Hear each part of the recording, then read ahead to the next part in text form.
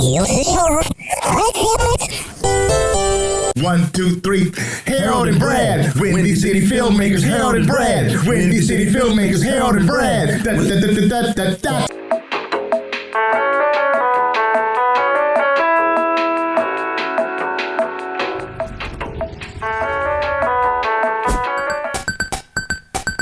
All right, here we go. 3, 2, 1. What's going on, y'all? Brad Stevens here for another edition of the Harold and Brad Windy City Filmmakers Podcast. HD, what's going on, brother? Man, what's up? What's up, Big? What's up? Yeah, we had two special guests in the house from TDP Productions. We have, hopefully, I just got your name, Adria Don. Adria Don. And David Tarleton are with us. Tarleton. And David Tarleton. I'm so fired as a whole. You did it. It's good. How y'all doing? We're great. We're so glad great to be here. Thank you so much for having us. Thanks for being here. So the first question, what we always ask people, for both of you, it's a two-parter, and it's, what's your connection to Chicago, and what kind of art do you create? Oh, all right. You want to go first? Excellent. Well, my connection to Chicago is that I'm a Midwest girl. I'm born and raised in Champaign-Urbana, Illinois. Shouting out my college, UIUC, right now. And if you're a townie, you might say shampoo banana. But yeah, that's my little nerd coming out there. What's up, shampoo banana? I'm from Champaign-Urbana. I went to college there, and so Chicago was always like this little gem I knew I would, eventually live in and work in. So, nice. That's me. And then David. Well, so I'm from Virginia originally. Okay. I grew up in Virginia. I went to undergrad at the University of Virginia, and then I was in New York for a while, and then I ended up in Los Angeles. I got my master's degree from the University of Southern California, and then I was in LA for years working as a filmmaker. In fact, that's where I met Adria, was out in LA. I had to go to LA to meet a good old Southern boy to bring him back to the Midwest. Right? Good stuff. Nice. But I got hired to teach film at Columbia, and that's why I moved to Chicago, was to start teaching at Columbia College Chicago. No, he moved to Chicago because he wanted to be with me. But Nice.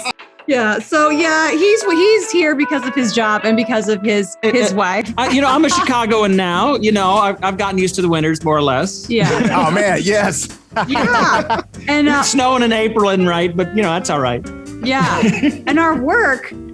Well, you guys, like everybody in the industry, I feel like we all wear so many different hats and do different things. But as a production company, the kind of art that gets us most excited is making projects that deal with social justice and social change. Nice. So, we're really big fans of shining lights on things like racism and depression and bullying and school shootings and addiction. Yeah. So but on the flip side, we also make funny, dumb stuff too. Yeah. Right. Oh my God. We've done so many different kinds of things. Yeah, I would agree with Adria. That seems to be a big focus on our work now, is sort of socially relevant, social justice kind of stuff. But Nice. we've made a web series, a comedy web series for years called Documentary. Right. Yeah.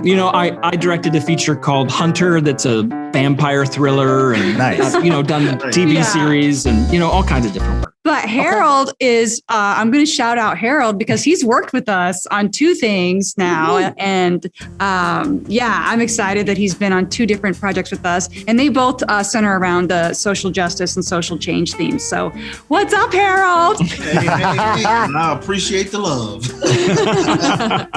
I love you stuff. Yeah. We love to work with you. It's a love fest.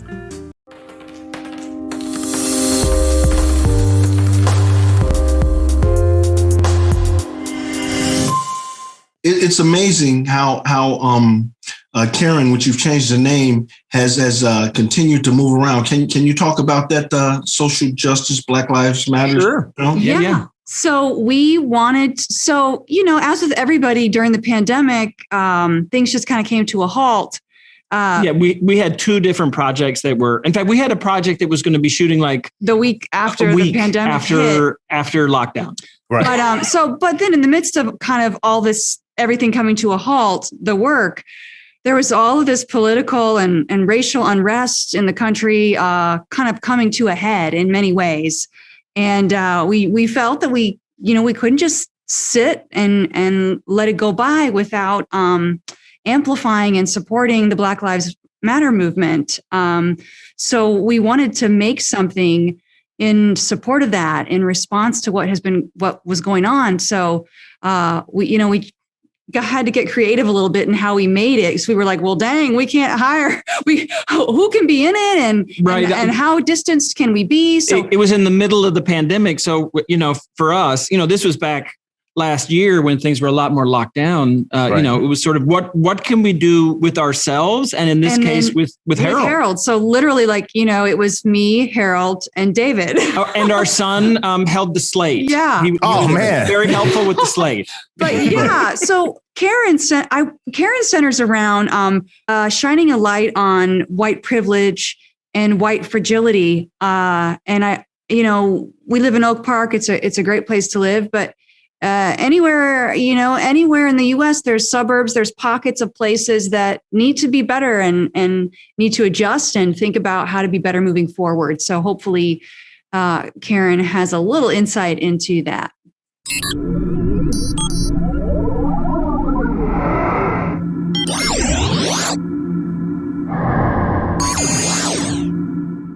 Along those lines of social justice, my theater troupe, we teach 3rd, 4th, and 5th graders, right? And I remember 3 or 4 years ago, we were teaching a 4th grade class on the West Side, and this little girl just started crying at her desk. And I asked, what's going on? And other kids were teasing her because she didn't have the latest fashion, her shoes, her shirt, this, that, whatever the case may be. So we went over in the corner of the room, we were talking, and she wrote this amazing piece about bullying.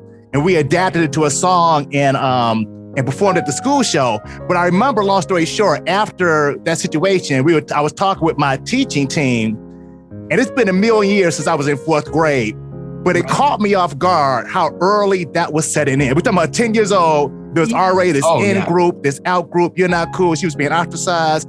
And so it leads me to your word, kids matter, about how powerful that can be for kids that are going through something like that, to know they're not alone. And that hopefully there's people they can reach to and talk to help out through those situations, because it starts so early sometimes. It really does. And first of all, what you're doing and going into schools and helping this girl express herself. That's amazing. That's amazing. So kudos to you for doing the good work.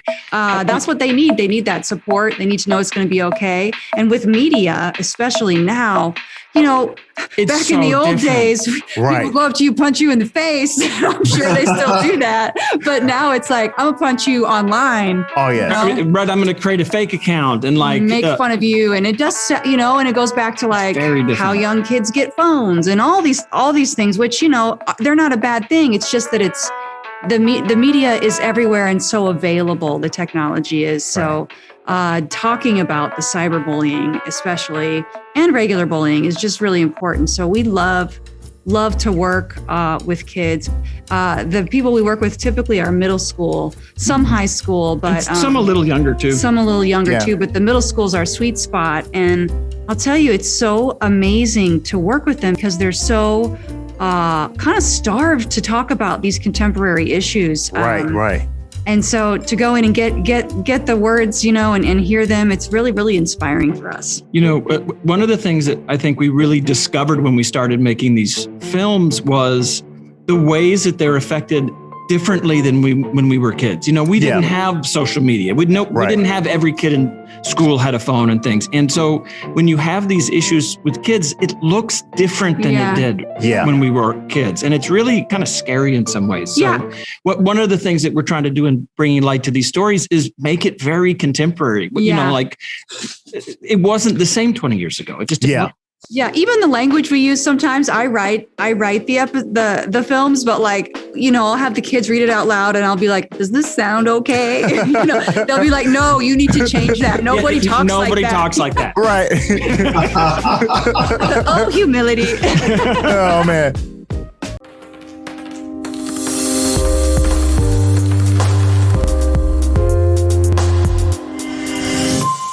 Yeah, but it's really cool, and we're really just grateful we get to work with them. And then Harold was in Unsafe with us, which was about gun violence in school. That's when we first worked together, and that was just such a privilege to work with Harold, and just the kids were so great with that. Oh, good stuff. Yeah. Yeah, it was a bunch of kids too. You guys wrangled a lot of kids and made this thing come to life, and it was powerful. The testimonials and everything. I mean, yeah. If that was scripted, that was they brought it. Yeah, it was scripted. Amazing, yeah. Yeah. Mm-hmm. Yeah, it was really pretty amazing. Yeah, the kids are just are incredible. Great. Yeah. And they're so David and I, we sort of double team. We co-direct. David is all about getting that picture perfect, and I'm like yelling in their ears to the actors. So together it all works out.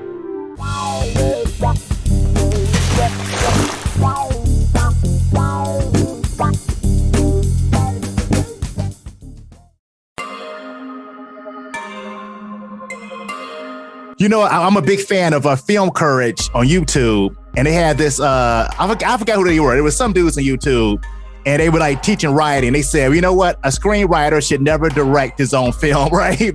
And like you hear these things, a director should never edit. And my viewpoint is, you want to do it, and you develop the skill set, do it.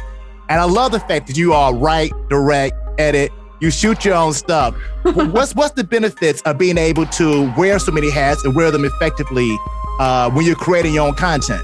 Well, that's a great question. That really is a good question. We've certainly worked with DPs and editors and, all of those kind of things. But, one of the benefits of sort of the two of us wearing most of the hats, we can split it. Number one right there. We sort of split it down the middle. We can split it down the middle. And to be honest, in some ways, because we've been doing this so long and we've sort of found ways to work, we can work faster in a lot of ways. We can really, fast. The first edit is my edit. It's the right edit. It doesn't require like round and round of notes and things. It's like we're already, it's not to say that there's never revisioning, and I'm always working with Adria on these things and stuff, but it's like we get there quicker. Faster. Yeah, and the same is true with the cinematography. It's like we've talked about this. We're doing this together, so it's like we're just sort of right there. And also, looking at our experience as a whole, David does come from a strong directing influence in school and all of that, and then I come from a strong acting background. So when you hone those two things, and you can and a design background, too. And design, you can kind of springboard from there. And so as far as like being good at many things, I think it starts with a real focus on one, and then it grows to others. And if you carefully tend to each one, they'll all grow with you together, and you all elevate together. But the key to all of it is you just have to keep making. Just the more we make, we always learn something. We've been doing this forever at this point, and we're still learning on every project. We're learning this forever now. Oh, back in the day, the hand cranker. We didn't have any bars. We walked to set. No, we would record on wax cylinders. No, but even with that, we're still always learning. Like every project. Yeah, and also, not as you can tell, we're kind of quirky. We're We're kind of weird, and we're very specific. And so if you don't like somebody, we're not, it's out. It's funny because like one of my favorite directors is Martin Scorsese. And long story short, he did this interview and he's talking about The Departed. And he was talking about filmmaking. And he made this, he said basically, I don't know if I'm an expert now. I'm still very much a student of the game. I'm like, man. And that was at Departed. and he still viewed himself as a student of the game. I thought that was Yes. just fantastic. I thought it was great. Yes, that is Right. perfect. That's Oh, yeah. yes, exactly. We always have to be students. And because I teach too. Well, Adria teaches. Yeah, that's Like, what I wanted to feel talk like, about next.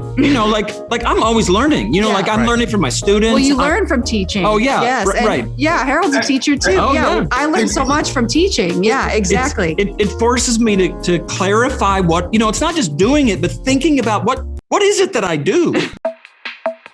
Like my hands are my brain. I'm doing a thing, but what is it? what is it? Yeah. Like to actually take a step back. Yeah. I like- Dave, Go ahead. what are you teaching over there? I teach film directing and editing. Powerful. Yeah. You always are learning doing that. That's amazing. You're teaching the students and you're learning something from them. Always. Yeah. Okay, so I'm just going to do a little mini shout out here. We just found out just today, a couple hours ago, that he just got full professorship at Columbia. Congratulations. Thank you. Yeah. Pretty awesome. Thank you. Congratulations. Great. Yeah. Are they back in the classroom, or have they been virtual? Are they back, or a combination of both? So this semester, I think the number I've seen is about 25% of the classes have some Okay. kind of in-person stuff. For the fall, we're going to be at about 75% of the classes. Okay, nice. In person. So we're fully committed. All the students are required to have vaccinations for the fall, and like we're Moving forward. moving forward, coming back in full steam ahead. Yeah. Nice. Yeah. That's awesome. Hey, Adria, talk about your teaching over at Actor Studio Chicago. I teach at like 3 different places. I teach at Acting Studio Chicago. I teach On Camera 2. I teach auditioning for small roles. I teach Rock the Callback. And those are all adults. And then at the Performers School, I teach the filmmaking for social change, where we make a film once a year, except for this last year with COVID. And then I'm a busy coach out of my home studio in Oak Park. So yeah, my whole thing about teaching is that one of my favorite quotes I always refer back to is "Let my hindsight be your foresight." Right. Because I want to figure out, what mistakes have I made? How can I learn from them? And how can my students, have a better way forward? So I'm always thinking in terms of that. And I specialize in on-camera acting, and I'm always, like with my students right now, there's been so many on-camera 1-hour coachings and tapings, all these self-tapes happening now because of COVID. And so I'm always trying to like simplify and elevate each performance to make it as real and authentic to each person as I can. And what's amazing are the podcast that you were doing and the video interviewing. And I believe you made a tape on how to audition on camera. Was that last did. year? Yeah, I did. Yeah. During the pandemic, Rachel Patterson is the director of the Acting Studio Chicago, and she's great. She let me do these interviews called Jammy Jams, where I interview an industry person for in their jammies. in their jam.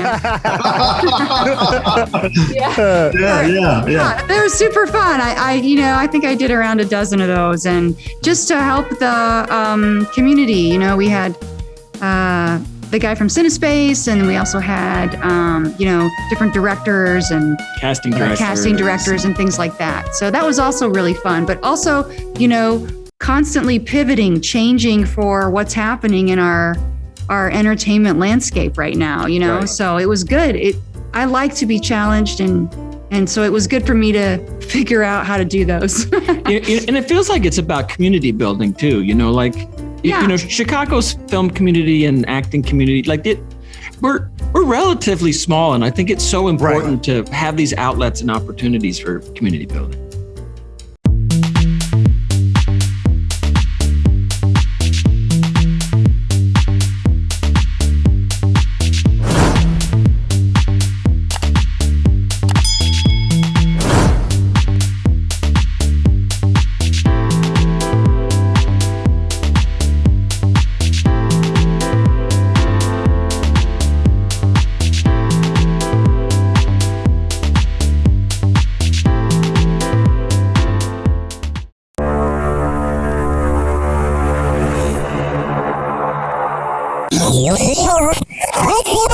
Ooh la la. Yeah.